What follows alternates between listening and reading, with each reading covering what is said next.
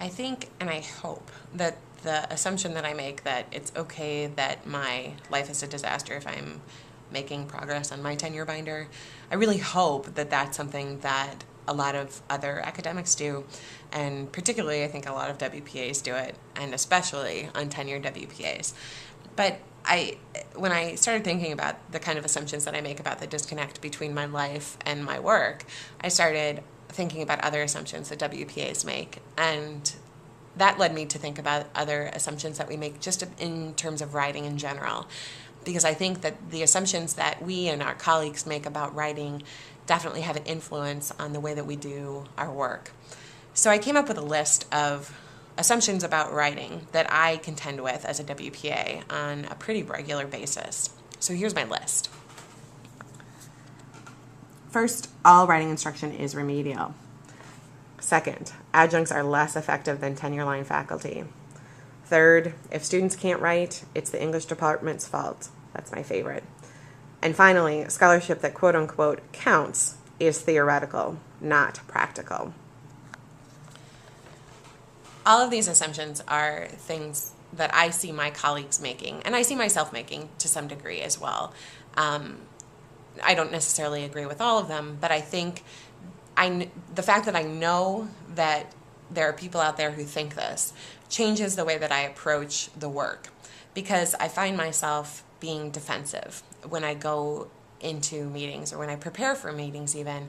I think, okay, well, what is that person going to say and how can I respond? And while some of that is an attempt to be strategic, to support the program through my words and actions, I also think that that defensive stance sets me up for antagonistic relationships with my colleagues. And that's not what I want. That's not how I want the program to be viewed. That's not how I want myself to be viewed. And I don't think that that's a way for a program to progress. And so my hope is that as I develop and grow as a WPA, I can start to see my colleagues as colleagues rather than adversaries, and that I can let go of my fear about some of these assumptions and let go of my defensiveness about the program, and instead remind myself that we're all on the same team. We all want our students to succeed, and we may have different ideas about how to ensure that success, but we all want the same goal.